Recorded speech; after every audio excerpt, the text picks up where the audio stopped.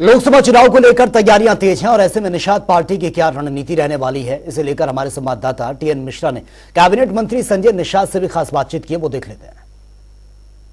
हमारे साथ मत्स्य मंत्री जो है संजय निषाद जी हैं।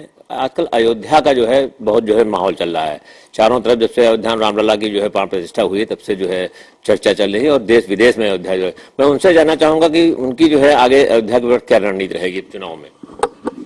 मैं तो अयोध्या भगवान राम के उस इतिहास को कहते हैं history the mother of politics और movement is the father of. एक मूवमेंट चलाना पड़ा 500 वर्षों तक लोगों को अपने देश में अपने ही आस्था के अपने ही भगवान स्वरूप के मर्यादा पुरुषोत्तम राम के मंदिर बनाने में 500 लग गया। जिस तरीके 14 बरस बाद आए 500 बरस बाद। हम निषादों के लिए और गौरव की बात है कि उनके परम मित्र निषाद राज थे और जिनका निषाद राज का किला था कि त्रेता में वो निषाद राज को गले लगाए थे। अब पहला दर्शन अगर किसी ने किया था ईश्वर के रूप में राम को तो वो निषाद राज ने किया था और वो आज पर्यटक स्थल घोषित है। निषाद राज के किले जंगल से मंगल है, अभी 25-20 करोड़ एक, अभी 14 करोड़ एक, ये सब वहाँ ऑडिटोरियम बना। रामलला के साथ साथ निषाद राज की भी मूर्ति लग रही है उस जो है अयोध्या में। और जितने वो आपके अतिथि गृह हैं वो जो हैं लोगों के वो सब निषाद राज अतिथि गृह के रूप में। तो हम लोगों के लिए बड़ा गौरव है और 18% आबादी निषादों की और इस देश के सभी आस्थावान लोग 90% जो हिंदू रहे उनका एक ही आस्था था कि हम जिस धर्म में रहते हैं जिस संस्कृति में रहते हैं उसका हमारी धरोहर है और उसको नष्ट करने वालों का इतिहास हटाया जाए। और जो हमारा इतिहास है, इतिहास चूंकि विरासत होती है, विरासत पूंजी होती है।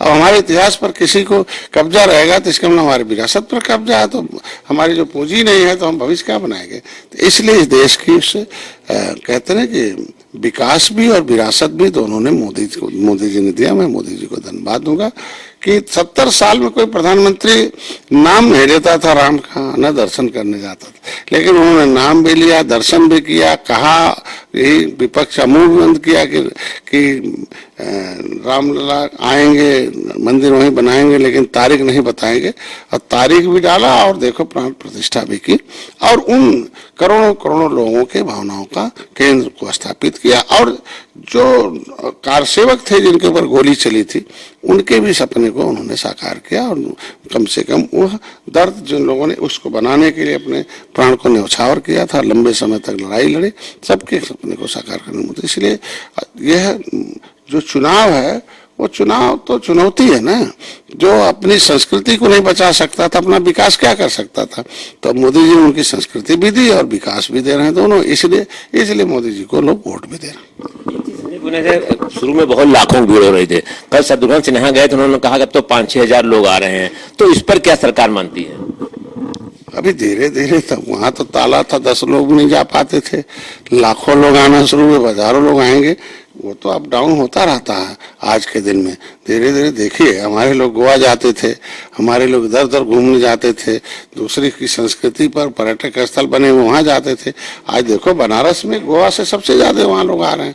तो इस तरीके से राम मंदिर की तरफ भी आएंगे और धीरे धीरे सब आते जाते हैं। उनको विपक्ष के पास बयानबाजी के अलावा क्या रह गया।